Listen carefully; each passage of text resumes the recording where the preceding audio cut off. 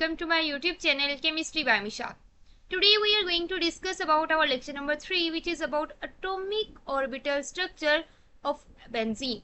इस लेक्चर के अंदर मैं आपको बताऊंगी कि हम किस तरह से हाइब्रिडाइजेशन की अप्रोच यूज करते हुए एटॉमिक ऑर्बिटल स्ट्रक्चर बना सकते हैं बेंजीन का, और इसके बारे में हम डिस्कस करेंगे कि बेंजीन के अंदर हम क्यों कहते हैं कि इसके अंदर रेजोनेंस होती है और ये जो है वो हाईली स्टेबल होता है। ठीक है, तो ये लेक्चर बहुत ही इंपॉर्टेंट है एग्जाम पॉइंट ऑफ व्यू से, इसको जो आपने एंड तक जरूर वॉच करना है, और अगर आपको कोई पॉइंट ना समझ आए तो आप कमेंट सेक्शन में पूछ सकते हैं। उसके अलावा आपने जो है अगर इसके पीडीएफ नोट्स हासिल करने हैं, जो कि मैंने थंबनेल पे भी शो किया हुआ है कि ये जो फ्री पीडीएफ नोट्स अवेलेबल है, तो ये आपको कहाँ मिलेंगे, डिस्क्रिप्शन के अंदर इनका लिंक दिया होगा, वहां से आप जो है इनको डायरेक्टली जो है वो डाउनलोड कर सकते हैं। अब हम चलते हैं अपने लेक्चर की तरफ। अब लेक्चर को जो है पहले मैं आपको इसका कॉन्सेप्ट जो है वो बताती हूँ, फिर हम यहाँ से इसको पढ़ते हैं और साथ में इसको समझते हैं। अब आपको पता है कि हमारे पास बेंजीन रिंग जो है वो किस तरह की होती है। अगर मैंने जो है आपने मेरे जो चैनल है उससे पिछले लेक्चर सुने हुए हैं तो आपने देखा होगा कि हमारे पास जो बेंजीन है वो 6 कार्बन पर मुश्तमिल है, और हर कार्बन कार्बन जो बॉन्ड है उसकी लेंथ क्या है, सेम है। क्या है, सेम है। अब 6 कार्बन जो है वो अरेंज हुए हैं इन हेक्सागोनल शेप। अब यहाँ पे हमारे पास क्या होता है कि हमारे पास हर कार्बन जो है वो एक एक किससे अटैच है, एक एक हाइड्रोजन के साथ भी अटैच है। क्या है, एक एक हाइड्रोजन के साथ अटैच है। मैं इसको इस तरह से शो कर देती हूँ। ठीक है, और इसके साथ साथ हमने अगर केकूल का स्ट्रक्चर देखे तो उसके अकॉर्डिंग हमारे पास क्या था कि एडजेसेंट जो हमारे पास पोजीशन यानी अल्टरनेट पोजीशन पे डबल और सिंगल बॉन्ड है। अब मैं जो है उसको जो, क्योंकि हमने पिछले लेक्चर के अंदर रेजोनेंस का फिनोमिना भी देखा था, तो मैं इसको जो है वो इस तरह से भी स्ट्रक्चर शो कर सकती हूँ। दूसरा जो अगर मैं केकूल का स्ट्रक्चर बनाऊँ तो वो उसके अकॉर्डिंग मैं इस तरह से भी शो कर सकती हूँ। अब कॉपी पे शो करने के लिए हम इसको इस तरह भी शो कर सकते हैं। ठीक है, अब हमारे पास है, अगर हम इसका देखें कि इसमें रेजोनेंस है तो मैं इसको जो है वो इस तरह से ही शो कर देती हूँ। ठीक है, अब आपने एक चीज नोट करनी है कि यहाँ पे हमारे पास क्या है, कार्बन है। क्या है, कार्बन एटम से हमारे पास क्या बन रहा है, साइक्लिक रिंग बन रही। तो हमारे पास हर कार्बन को हमने कंसीडर करना है। अब कार्बन आपको पता है कि कार्बन का एटॉमिक नंबर हमारे पास कितना होता है, 6। कितना है इसका एटॉमिक नंबर, 6। और जितने नंबर ऑफ हमारे पास प्रोटॉन यानी एटॉमिक नंबर क्या होता है, जी जो होता है वो क्या होता है, एटॉमिक नंबर। और जितने हमारे पास नंबर ऑफ प्रोटॉन्स होते हैं उतने हमारे पास नंबर ऑफ इलेक्ट्रॉन्स होते हैं इन न्यूट्रल एटम। अब कार्बन जब न्यूट्रल फॉर्म में है, मैं उसको न्यूट्रल फॉर्म में कंसीडर कर रही हूँ, तो उसके पास कितने इलेक्ट्रॉन्स होंगे, 6 इलेक्ट्रॉन्स होंगे। कितने होंगे, 6 इलेक्ट्रॉन्स होंगे। अब आपको पता है कि हमारे पास जब 6 इलेक्ट्रॉन्स हैं तो अगर मैं इसके शेल्स बनाऊं तो एक हमारे पास के शेल है और एक हमारे पास एल शेल है। के अंदर 2 इलेक्ट्रॉन्स आएंगे और एल शेल के अंदर 4 इलेक्ट्रॉन्स आएंगे।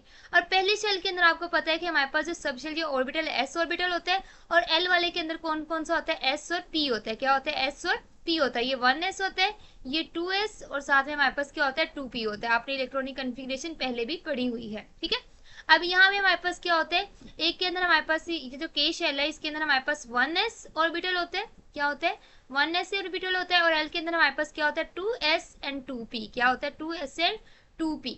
अब हमारे पास अगर आपको कहा जाए कि 2 शेल्स है और एक शेल जो है वो बाहर वाली साइड पे एक अंदर वाली साइड पे, तो आपको पता है कि जो हमारे पास एक्सटर्नल होता है उसको हम क्या कहते हैं, उसको हम कहते हैं वैलेंस शेल। क्या कहते हैं इसको, वैलेंस शेल कहते हैं। क्या कहते हैं, वैलेंस शेल कहते हैं। अब आपको पता है कि वैलेंस शेल में कितने इलेक्ट्रॉन्स है, टोटल 4। कितने हैं, 4। अब मैंने यहाँ पे जो है इसी हर कार्बन एटम को जो है उसको लेके चलते हैं पहले हम, क्योंकि सारे कार्बन एटम आइडेंटिकल हैं तो एक कार्बन एटम को मैंने यहाँ पे रख लिया, और उस कार्बन एटम की जो ग्राउंड स्टेट है, क्या स्टेट है, ग्राउंड स्टेट है, वो मैंने यहाँ पे शो कर दी। यानी हमारे पास ये जो 2s और 2p ऑर्बिटल है उसकी इलेक्ट्रॉनिक कन्फिग्रेशन जो है मैंने शो की वैलेंस शेल की। तो 2s के अंदर कितने इलेक्ट्रॉन है, 2 इलेक्ट्रॉन है। अब एक इलेक्ट्रॉन जो है मैंने उसका स्पिन ऊपर वाली साइड पे बनाया, एक नीचे वाली साइड पे बनाया। ठीक है, उसके बाद क्योंकि हमारे पास ये इसी तरह से जो है वो मौजूद होते हैं, दोनों की डायरेक्शन सेम नहीं होती। अगर एक हमारे पास क्लॉकवाइज डायरेक्शन में है तो दूसरा हमारे पास एंटी क्लॉकवाइज होगा। ठीक है, अब 2 इलेक्ट्रॉन आ गए 2s में और 2 इलेक्ट्रॉन आ गए आपके p ऑर्बिटल में। किसके आ गए, p ऑर्बिटल में। अब यहाँ भी आपको पता चला है कि 2s के अंदर 2 इलेक्ट्रॉन है, 2p के अंदर है। अब क्या होता है कि हमारे पास जब एटम एक्साइटेड स्टेट में जाता है, जब कार्बन एटम जो है वो किसी के साथ रिएक्ट करता है या किसी के साथ बॉन्डिंग करनी होती है, तो उसने पहले एक्साइटेड स्टेट में जाना होता है।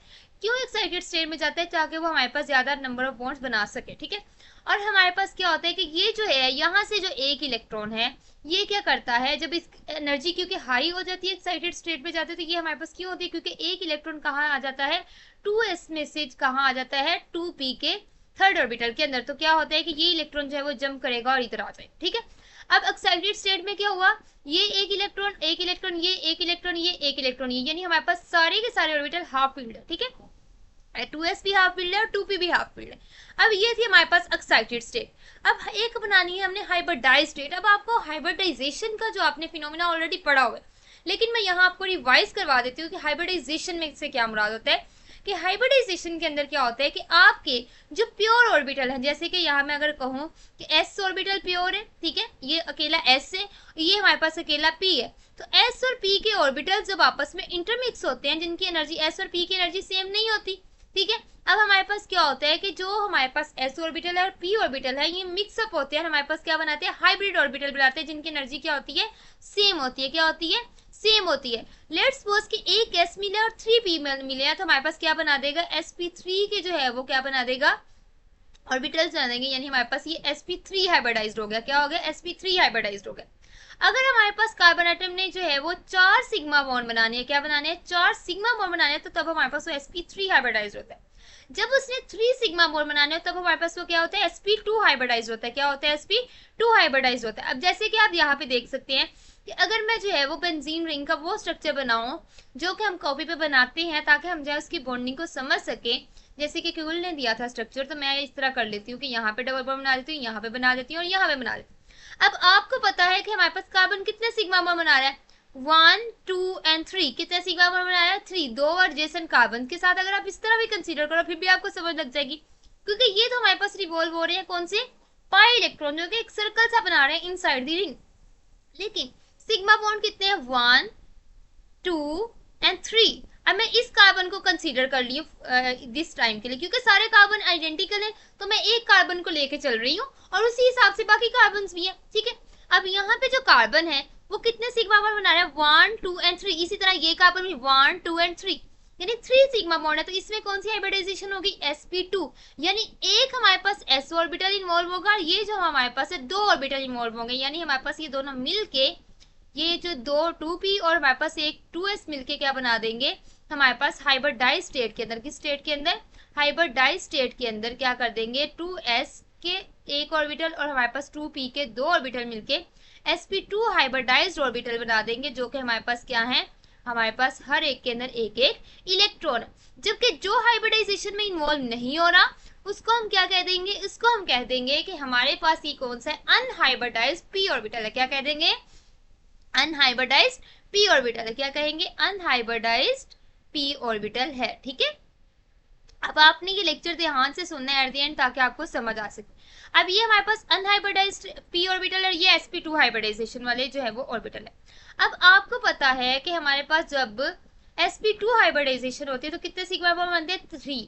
और हमारे पास जो है वो उसकी शेप क्या बनती है, वो ट्राइगोनल बनती है। कौन सी बनती है, ट्राइगोनल बनती है, यानी हर कार्बन जो है वो इस तरह से शेप बनाएगा। जैसे कि मैं अगर यहाँ पे शो करना चाहूँ, तो अगर मैं एक कार्बन को शो करूँ, तो ये कार्बन और हमारे पास ये और ये, यानी इनके जो एंगल्स हैं वो कितना इनका होगा, 120 डिग्री। कितना एंगल होगा, 120 डिग्री। इसी तरह ये भी एंगल कितना होगा, 120 डिग्री। इस तरह ये भी एंगल कितना होगा, 120 डिग्री। समझ आ रही है बात की, यानी हमारे पास क्या है कि ये हमारे पास sp2 हाइब्रिडाइज जो हमारे पास ऑर्बिटल है, उनको यूज करते हुए जब 3 सिग्मा बनाएगा, तो हमारे पास कार्बन एटम क्या करेगा, दूसरों के साथ इस तरह से लिंक होगा कि हमारे पास जो बॉन्ड है, बॉन्ड जो है हमारे पास एंगल कितना हो, 120 डिग्री को। इसी हिसाब से हमारे पास बेंजीन रिंग का स्ट्रक्चर बन रहा होगा, ठीक है।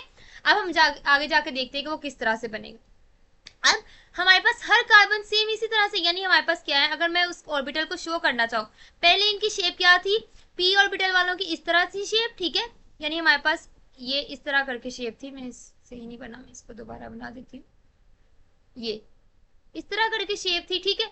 और हमारे पास s ऑर्बिटल की शेप क्या थी, सर्कुलर शेप का होता है, और p आपको पता है कि हमारे पास इस तरह डंबल शेप का होता है। लेकिन बाद में क्या हुआ कि जब हमारे पास sp2 हाइब्रिडाइज्ड ऑर्बिटल बने, तो इसकी शेप क्या हो जाएगी, चेंज हो जाएगी, इस तरह से, कुछ इस तरह से, ठीक है।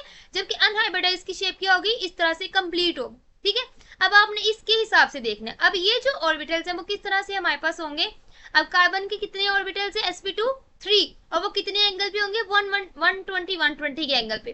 तो मैं क्या करती हूँ, एक मैं इस तरह से बना देती हूँ, ठीक है, दूसरा मैं इस तरह से बना देती हूँ। इसको इस तरह भी आप शो कर सकते हैं, इधर ये बड़े साइज का होता है, इधर छोटा सा, इसको ना भी शो करो, इट्स ओके। और एक मैं इस तरह से बना देती हूँ, ठीक है। अब हमारे पास क्या हुआ, और जो हमारे पास अनहाइब्रिडाइज्ड है उसको जो है मैं किसी और कलर से जो है वो शो कर देती हूँ। लेट्स सपोज मैं उसको ऐसे शो कर देती हूँ, ये इसको थोड़ा सा हम जो है वो चेंज कर देते हैं।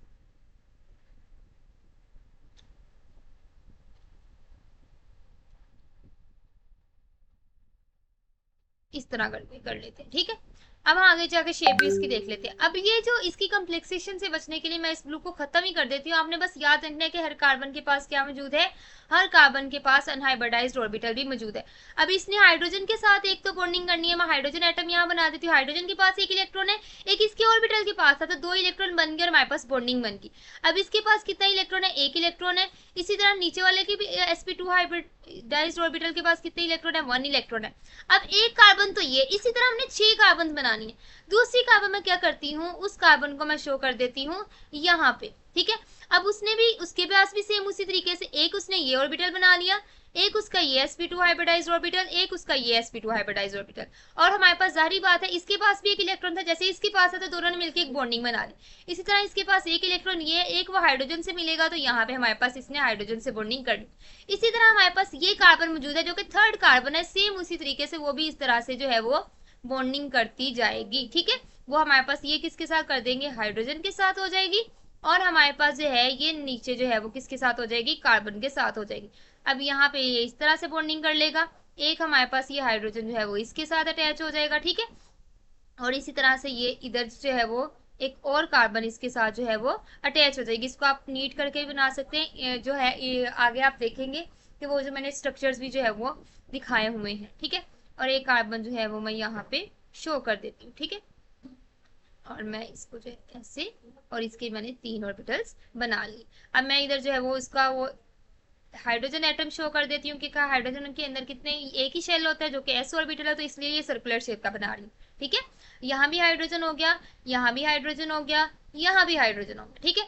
अब आप देख सकते हैं कि मैंने सारे जो है उसकी बॉन्डिंग कंप्लीट कर ली, लेकिन अभी भी हमारे पास हर कार्बन एटम के पास क्या मौजूद है, एक अनहाइब्रिडाइज्ड p ऑर्बिटल मौजूद है। क्या मौजूद है, एक अनहाइब्रिडाइज्ड p ऑर्बिटल। अगर मैं इसके जो बॉन्ड्स हैं उनको किस तरह से शो करूं, उसको मैं शो कर दूं किसके साथ, एक लाइन से, जैसे मैंने यहाँ पे शो किया, तो क्या शेप बन रही है हमारे पास, कार्बन कार्बन कार्बन कार्बन। इसी तरह हमारे पास क्या होगा, ये कार्बन है और ये कार्बन है, और ये हमारे पास क्या है, हाइड्रोजन। इसी तरह ये हाइड्रोजन और ये हाइड्रोजन आ गया, और ये यहाँ पे भी हमारे पास हाइड्रोजन आ जाएगा, और हमारे पास यहाँ पे भी हाइड्रोजन, और यहाँ पे भी हाइड्रोजन। अब हम अपने अनहाइब्रिडाइज्ड p ऑर्बिटल भी शो कर लेते हैं, ठीक है। वो किस तरह से हम शो कर देंगे, मैं यहाँ पे हमारे पास एक अनहाइब्रिडाइज्ड p ऑर्बिटल शो कर देती हूँ, एक मैं इधर इस तरह जो कि अबव एंड बिलो है, ठीक है, इस तरह से, ठीक है। क्योंकि ये अनहाइब्रिडाइज्ड है तो इसकी शेप थोड़ी सी चेंज होगी, ठीक है। ये हमारे पास कंप्लीट डम्बल होगा, ठीक है, डम्बल होगा, ये इस तरह से, ये इस तरह से, ठीक है। यानी एक अबव है और एक बिलो है। अब इस ये किस तरह से एक दूसरे के साथ अटैच होंगे वो मैं अभी आपको बताती हूँ। हर एक के पास क्या मौजूद है, एक एक इलेक्ट्रॉन मौजूद है। क्या मौजूद है, एक एक इलेक्ट्रॉन मौजूद है, ठीक है। एक कंप्लीट अनहाइब्रिडाइज्ड p ऑर्बिटल के अंदर एक एक इलेक्ट्रॉन मौजूद है। अब नेक्स्ट हमारे पास क्या होता है, जैसे कि मैंने यहाँ पे शो किया कि ये हमारे पास इसको जो है वो इस तरह से शो कर दिया ताकि आपको समझ आ सके कि किस तरह हमारे पास इसके जो शेप है। अब यहाँ पे हमारे पास क्या हो सकता है कि ये जो एक एक इलेक्ट्रॉन सबके पास मौजूद है, क्या मौजूद है, एक एक इलेक्ट्रॉन मौजूद है। वो क्या करेगा, वो इलेक्ट्रॉन जो है वो हमारे पास लोकलाइज नहीं होते कि हमारे पास ये दोनों मिल गए, ये दोनों मिल गए, ये दोनों हमारे पास जो है वो p ऑर्बिटल मिल गया और हमारे पास pi bond pi bond pi bond बना, ऐसा नहीं होता। बल्कि हमारे पास क्या होता है कि ये सारे जो इलेक्ट्रॉन्स हैं ये रिवॉल्व कर रहे होते हैं इस तरह, ऊपर भी और नीचे भी। हमारे पास इसमें क्या होता है कि हमारे पास डीलोकलाइज्ड हुए होते हैं, एक जगह पे फिक्स नहीं होते, जैसे कि आप यहाँ पे देख सकते हैं। और इस वजह से हम क्या, ये जो सर्कल सा बनाते हैं ना मीट के अंदर, हम बेंजीन रिंग बनाते हुए इस तरह करके ये सर्कल क्यों बना रहे होते हैं, ये हमारे पास पाई इलेक्ट्रॉनिक क्लाउड शो किया होता है। तो इस तरह से हमारे पास जब p ऑर्बिटल आपस में जो है वो मर्ज होते हैं तो हमारे पास क्या होता है कि ये हमारे पास एक पाई इलेक्ट्रॉन क्लाउड अबव भी बनता है और बिलो भी बनता है, जिसकी वजह से हमारे पास क्या होता है कि हमारे पास जो है हम ये कहते हैं कि हमारे पास ये रेजोनेंस हो रही है, डीलोकलाइज्ड जो हमारे पास पाई ऑर्बिटल्स हैं, ठीक है। अब यहाँ पे हमारे पास क्या हुआ, यहाँ पे अगर आप देखो तो यहाँ पे यह भी शो किया हुआ है कि हमारे पास sp2 हाइब्रिडाइज्ड ऑर्बिटल कार्बन का दूसरे कार्बन के sp2 हाइब्रिडाइज के साथ जो है वो मिला है। तो हम ये कह सकते हैं कि sp2 हाइब्रिडाइज जो है वो सिग्मा बॉन्ड बना है, कह सकते हैं, ठीक है। और यहाँ पे अगर हम बात करें कार्बन कार्बन का बॉन्ड वो तो इस तरह, लेकिन अगर हम कार्बन हाइड्रोजन का बॉन्ड देखें तो वो हमारे पास क्या है, sp2 हाइब्रिडाइज्ड ऑर्बिटल के दरमियान और हमारे पास s ऑर्बिटल के दरमियान, किसके दरमियान, s ऑर्बिटल के दरमियान CH सिग्मा बॉन्ड मौजूद है। ठीक है, तो ये हमारे पास क्या हो गया, CH सिग्मा बॉन्ड कैसे बना, sp2 s ऑर्बिटल के ओवरलैप से, जबकि हमारे पास कार्बन कार्बन सिग्मा बॉन्ड कैसे बना, sp2 हाइब्रिडाइज्ड ऑर्बिटल के ओवरलैप से। ठीक है, अब हम देखते हैं कि हमारे पास जो बुक्स के अंदर वर्डिंग लिखी हुई है उसको पढ़ लेते हैं और उसके हर पॉइंट को हम समझने की कोशिश करते हैं। अब आपको पता है कि हर कार्बन एटम जो बेंजीन का, जैसे कि मैंने समझाया, वो क्या है, sp2 hybridised. The 3 sp2 hybrid orbital of each carbon atom are used to form 3 sigma bond। कितने सिग्मा बॉन्ड बनाए थे मैंने, 3 सिग्मा बॉन्ड, 2 कार्बन के एडजेसेंट कार्बन के साथ, 1 कार्बन का हाइड्रोजन एटम के साथ। वही चीज आपने यहाँ लिख देनी है। अब अगर आपको जो आपको मैंने लेक्चर समझाया वो समझ आ गया तो आपके लिए बिल्कुल जो है वो मुश्किल नहीं है, आसान है बिल्कुल। ठीक है, अब sp2 हाइब्रिड ऑर्बिटल कहाँ पाए जाते हैं, सेम प्लेन में, जैसे कि मैंने यहाँ पे आपको बना के भी दिखाया और यहाँ पे पिक्चर भी आप देख सकते हैं कि सारे एक ही प्लेन के अंदर। जबकि हमारे पास जो पाई ऑर्बिटल है या हम पी ऑर्बिटल कह सकते हैं, जो पाई इलेक्ट्रॉनिक क्लाउड है, वो क्या above and below the ring है, वो हमारे पास अदर जो है वो प्लेन में। लेकिन जो सिग्मा बॉन्ड बन रहे हैं वो हमारे पास क्या है, एक ही प्लेन में। So we can say carbon and hydrogen are coplanar. ठीक है, और एंगल मैंने कितने आपको बताया, sp2 हाइब्रिडाइजेशन है तो एंगल क्या होगा, 120 डिग्री का। और हमारे पास क्या हुआ, प्लेनर हेक्सागोनल जो स्ट्रक्चर है वो बेंजीन रिंग को मिला। अब हमारे पास जो अनहाइब्रिडाइज्ड 2p ऑर्बिटल था उसका काम क्या था, there are 6 unhybridised 2p orbitals and 1 from each carbon atom. जैसे कि मैंने आपको अभी समझाया थोड़ी देर पहले कि हर हमारे पास कार्बन एटम के पास क्या है, एक अनहाइब्रिडाइज्ड p ऑर्बिटल है, जैसे कि मैंने यहाँ पे ब्लू कलर से आपको शो किया। ठीक है, अब हर जो 2p ऑर्बिटल है वो क्या है, प्लेन जो है सिग्मा बॉन्ड फ्रेमवर्क है उसके परपेंडिकुलर है, above and below the ring है। It means it is perpendicular 90 degree के एंगल पे।